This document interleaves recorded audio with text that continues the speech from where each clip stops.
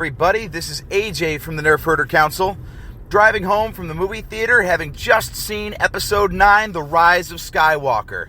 I have got to tell you, first off, this is going to be entirely spoiler-free, so you can listen to this, nothing will be ruined about the movie. We are going to do a recording tomorrow night, all three of us, that will be entirely filled with spoilers. That will be coming out Sunday night.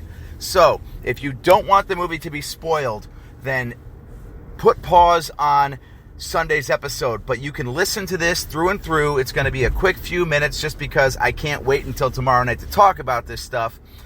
But I'm going to make sure that I keep this entirely pure and spoiler-free so nobody has their good time ruined just because I'm geeking out over what a fantastic movie I just saw.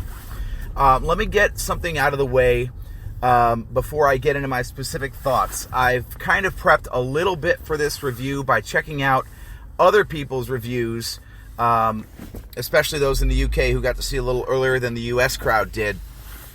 And I gotta say that the quote-unquote professional reviews are extremely 50-50 on this, which frankly shocks me because this movie is crammed full of story. It's nonstop from beginning to end. And to criticize it for having too much going on, I don't think is fair at all. I mean, to go to a movie and then come out and say, I was too entertained, there's too much to see and think about. That's a stupid criticism. So, my thoughts overall. As a conclusion to the saga, I think that, as I've said on previous episodes, I had no idea what to expect coming into this movie because I really couldn't think of, one, where the story was going from episode 8 to pick up with in episode 9. And two, they're more and more harping on this whole idea of balance of the Force. So you can't just have good guys win, bad guys lose, and Galaxy moves on. Also, while this is the end of the Skywalker saga, it's not the end of Star Wars. So you have to tell a story that wraps up 9 films, that leaves people with a sense of completion and finality to it, while not closing off every thread, so there are other stories to tell in the future. And you have to also be your own story as a movie. And, oh, by the way, you're only one of 3 parts of a trilogy. So you've got so many jobs to do in just a 2.5-hour runtime that the task is just plain monumental. I will say this, that I thought the movie was extremely satisfying. There's so much going on, and from start to finish, there were moments that shocked me. There were moments that literally had me cheering in the theater. There were moments that had me in tears. It's ridiculous how much this movie ran the emotional gamut for me. It's just incredible. And the thing I was really interested in was seeing if the ways that JJ left me flat with his storytelling in episode 7 would be fixed in episode 9. And I don't mean by retconning or doing anything, but I just mean the style of movie making. Would he do a better job with it this time than last? And I have to say, personally, I think he did a fantastic job. Episode 7 at times felt very much like he was just regurgitating story beats and moments from the original trilogy, trying to do his best homage or cover band version of an original song, so to speak. This one feels very much like he did the same thing, but it wasn't a ripoff of George Lucas. It was something more inspired. So when he tried to hit emotional beats, he did so in a satisfying way instead of a you're supposed to feel this because it's just what George Lucas would have done kind of way.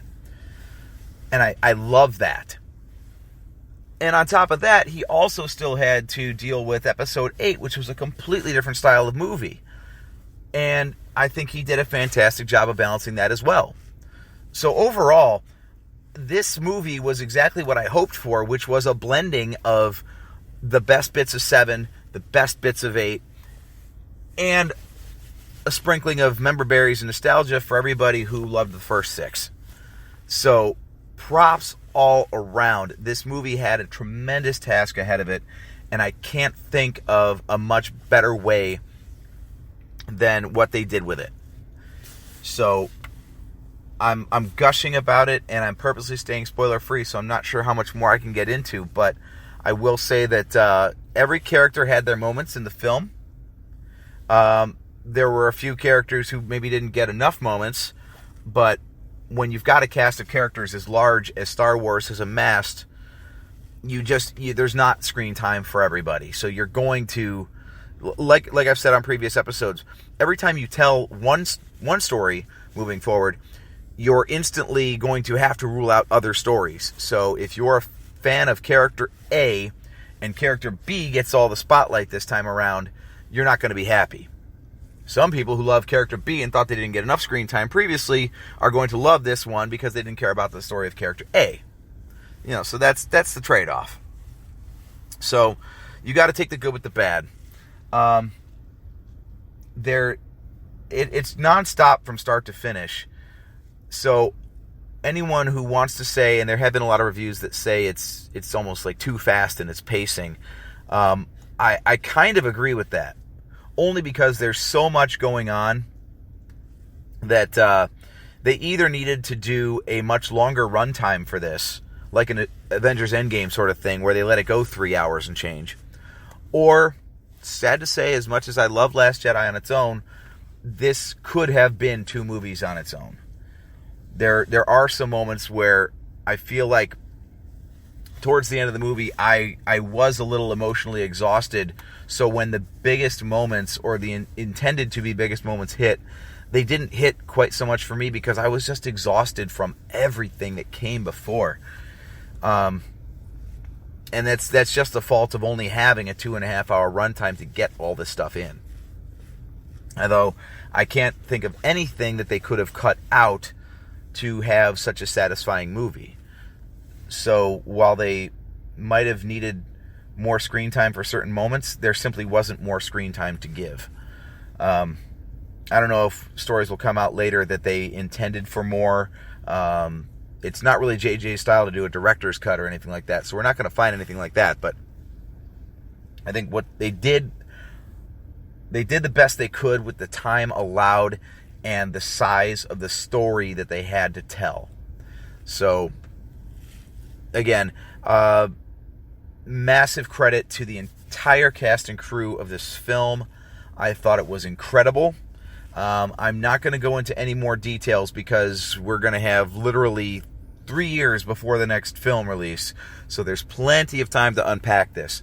But anybody who's, just glued to everything they can find and hopefully finds this immediate reaction, if you're on the fence at all, you have to go to the theater and check this out as soon as possible.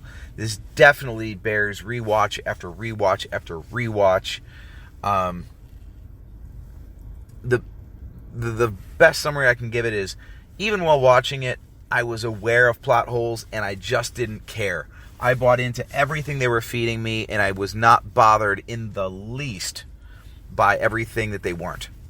So, we'll be back in a couple of days on Sunday. What would that be? Sunday the 22nd, with our full spoiler review, all 3 of us on the Nerfherder Council. But in the meantime, I say you should absolutely see this before, obviously you see it before you listen to the episode, but see it as soon as you can. Don't let anything be ruined by any reviews or spoilers ahead of time. It's well worth going into it with no foreknowledge whatsoever outside of whatever Lucasfilm has fed you officially. And as always, hit us up on Twitter at NHC Podcast. Hit me up directly at DrakeAdams579. Let us know what you thought about the movie. Any feedback we get, we'll be sure to include it in our episode on Sunday. We're recording that tomorrow. That's Friday night, the 20th. So Hopefully you guys check this out immediately. We will get to all of your feedback as soon as it comes in. If not on the first episode of review, I'm sure we're going to do a second episode, or we'll respond in the meantime. Get the conversation going. Check it out. Tweet about it. Do everything you can to spread the word. This film is incredible, and we will talk to you soon.